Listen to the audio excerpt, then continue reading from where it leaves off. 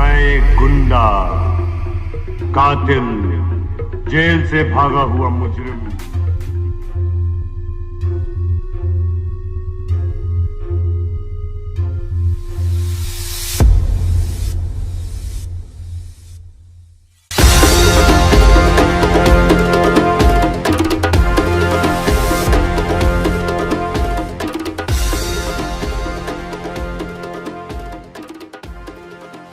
Christian families में fish, pork, meet ये सभी कंज्यूम करना कितना कॉमन है, और स्पेशली जब ये फैमिलीज इंग्लैंड को बिलोंग करती हो।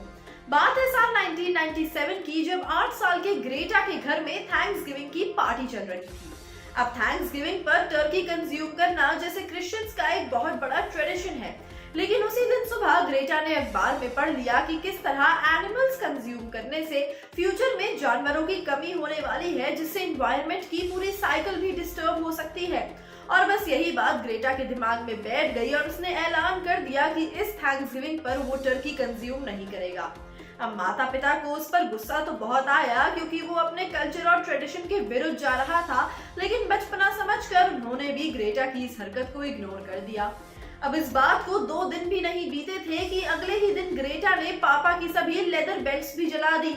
उसने कहा कि ये एनवायरनमेंट के विरुद्ध है और लेदर कंज्यूम करना अच्छी बात नहीं है। पापा को ग्रेटा की इस हरकत पर बहुत गुस्सा आया और वो तो जैसे आग बबूला ही हो गए, लेकिन फिर भी बच्चा समझकर उन्होंने उसकी ये हरकत भी जाने दी। अब धीरे धीरे जैसे ही वो बड़ा हुआ, उसने अपने आसपास सभी लोगों को लेदर और फर जैसी सभी चीजों की कंजम्पशन करने से मना किया और सभी को वीगन बनने के लिए भी इनकरेज किया। किसी ने उसकी बात तो मानी नहीं, बल्कि उसे और पागल कहने लगे। उसने भी निश्चय कर लिया कि वो घर से दूर जाकर इस सब पर रिसर्च करेगा और एक दिन अपने आप को सही साबित करके रहेगा।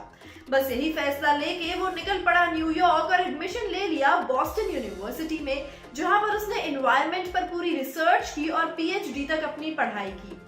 आज ग्रेटा के पास पीएचडी की डिग्री है और साथ ही वो यूनिसेफ के साथ भी काम करता है। उसने एनवायरमेंटलिज्म पर कई सारे अवार्ड्स अचीव किए हैं और वो दुनिया भर को वीगन बनने पर इनकरेज करता है। और उसका मानना है कि आज जो हम एनिमल्स कंज्यूम कर रहे हैं, एक ना एक दिन उसकी भरपाई हमें एनवायरनमेंट को करनी ही पड़ेगी। जो परिवार वाले एक समय पर ग्रेटा को पागल बुलाते थे, आज वो उसकी सारी बातें मानते हैं और साथ ही उस पर बेहद गर्व महसूस करते हैं। ग्रेटा सिर्फ सक्सेसफुल ही नहीं है, बल्कि उसे दुनिया के कई सारे इंपॉर्टेंट अवार्ड्स भी मिले हैं और यूनिसेफ में भी वो एक हेड चीफ एनवायरमेंटलिस्ट के तौर पर काम करता है। तो दोस्तों, ये थी ग्रेटा की इनकरेजिंग कहानी। आपको ये जानकर बेहद हैरानी होगी कि एनवायरनमेंट के लिए काम करने के साथ साथ उसने इंग्लैंड पर भी काफी सारा काम किया है और वो इंग्लैंड वालों के लिए जैसे एक बहुत बड़ा लीडर है। ऐसी ही कोई कहानी दिखाई जा सकती है हमें खलनायक के आने वाले सीक्वल में, जहां ऑडियंस को दिखाया जाएगा कि एक असली लीडर होने का मतलब क्या होता है। वेल दोस्तों, आज के लिए इतना ही। आपको आज की ये कहानी कैसी लगी हमें कमेंट्स में जरूर बताइएगा। ऐसे ही और इंटरेस्टिंग अपडेट्स के लिए जुड़े रहिए हमारे साथ और सब्सक्राइब करें हमारे चैनल पॉलीग्राफ स्टूडियोज को।